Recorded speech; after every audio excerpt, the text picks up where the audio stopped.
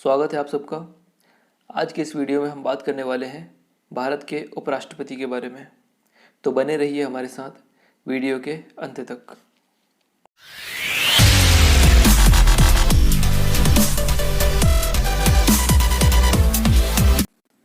उपराष्ट्रपति राष्ट्रपति के बाद देश का दूसरा सर्वोच्च पद है। इसे अमेरिका के उपराष्ट्रपति की तर्ज पर बनाया गया है। उपराष्ट्रपति का चुनाव भी राष्ट्रपति के चुनाव के समान ही जनता द्वारा सीधे न होकर संसद के दोनों सदनों के सदस्यों के निर्वाचक मंडल द्वारा किया जाता है।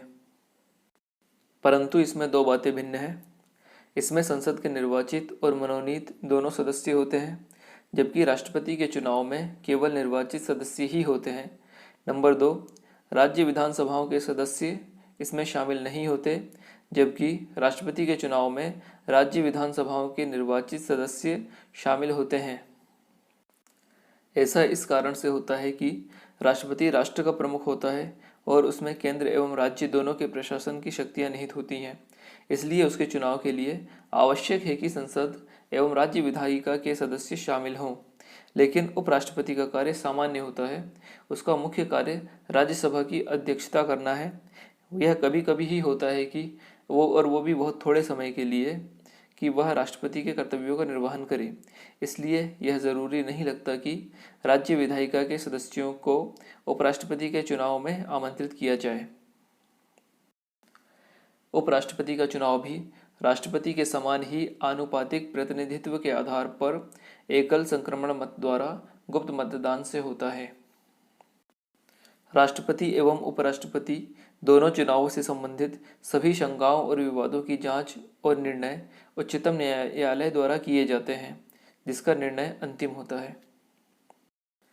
यदि उच्चतम न्यायालय द्वारा राष्ट्रपति या उपराष्ट्रपति के चुनाव को अवैध घोषित कर दिया जाता है, तो न्यायालय की इस घोषणा के पूर्व उनके द्वारा किए गए कार्य अवैध नहीं होंगे। अब बात करते हैं उपराष्ट्रपति पद के लिए अर्हताओं के बारे में। कोई भी व्यक्ति जो भारत का नागरिक हो, 35 वर्ष की आयु पूर्ण कर चुका हो, राज्यसभा का सदस्य चुने जाने योग्य हो, केंद्र सरकार, राज्य सरकार या अन्य किसी स्थानीय प्राधिकरण के अंतर्गत लाभ के पद पर ना हो, उपराष्ट्रपति बन सकता है। इसके अलावा उपराष्ट्रपति पद के चुनाव के नामांकन के लिए उम्मीदवार के कम से कम 20 प्रस्तावक और 20 अनुमोदक होने चाहिए एवं प्रत्येक उम्मीदवार को 15,000 रुपये जमानत राशि के रूप में भारतीय रिजर्व बैंक में जमा करने होते हैं। उपराष्ट्रपति को राज्यसभा द्वारा एक बहुमत से पारित संकल्प द्वारा हटाया जा सकता है, जिस पर लोकसभा की भी सहमति होनी चाहिए। इसका अर्थ यह है कि संकल्प राज्यसभा में प्रभावी बहुमत से और लोकसभा में सामान्य बहुमत से पारित होना चाहिए। चुनाव उपरांत उपराष्ट्रपति को राष्ट्रपति या उनके द्वारा नियुक्त किसी व्यक्ति द्वारा शपथ दिलाई जाती है। अब बात करते हैं उपराष्ट्रपति की पदावधि एवं पद रिक्तता के बारे में। उपराष्ट्रपति अपना पद ग्रहण करने से 5 वर्ष तक अपने पद पर बना रह सकता है। हालांकि वह अपने कार्यकाल के दौरान किसी भी समय अपना त्यागपत्र राष्ट्रपति को देकर पद मुक्त हो सकता है। इसके अलावा उसे संसद द्वारा हटाया भी जा सकता है। उपराष्ट्रपति अपनी 5 वर्ष की पदावधि के उपरांत भी अपने पद पर तब तक बना रह सकता है जब तक उसका उत्तराधिकारी अपना पद ग्रहण ना कर ले। सामान्यतः पदावधि पूर्ण होने के पूर्व ही नए उपराष्ट्रपति का चुनाव करा लिया जाता है, परंतु यदि उपराष्ट्रपति का पद उसकी मृत्यु या निष्कासन की वजह से खाली हुआ हो तो ऐसी स्थिति में चुनाव यथाशीघ्र ही करा लेने चाहिए। अब बात करते हैं उपराष्ट्रपति की शक्तियों के बारे में। उपराष्ट्रपति राज्यसभा का पदेन सभापति होता है। इस संदर्भ में उसकी शक्तियां लोकसभा अध्यक्ष की भांति ही होती हैं। इस संबंध में वह अमेरिका के उपराष्ट्रपति के समान ही कार्य करता है। वहाँ भी उपराष्ट्रपति सीनेट यानी कि अमेरिका के उच्च सदन का सभापति होता है। उपराष्ट्रपति का एक अन्य महत्वपूर्ण कार्य यह होता है कि जब राष्ट्रपति की मृत्यु या अन्य किसी कारण से उसका पद रिक्त हो तो उसे कार्यवाहक राष्ट्रपति के रूप में कार्य करना होता है। इस स्थिति में उसे राष्ट्रपति की सभी शक्तियां एवं विशेषाधिकार भी प्राप्त होते हैं। अब बात करते हैं उपराष्ट्रपति के वेतन के बारे में।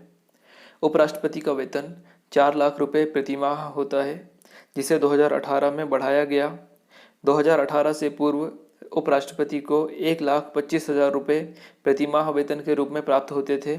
इसके अलावा उपराष्ट्रपति को दैनिक भत्ता, निःशुल्क आवास, पूर्व सुसज्जित आवास, फ़ोन सुविधा, कार, चिकित्सा सुविधा, यात्रा सुविधा एवं अन्य सुविधाएं मिलती हैं। उपराष्ट्रपति राष्ट्रपति के रूप में कार्य करता है तो उसे राष्ट्रपति को प्राप्त होने वाले वेतन एवं भत्ते आदि प्राप्त होते हैं।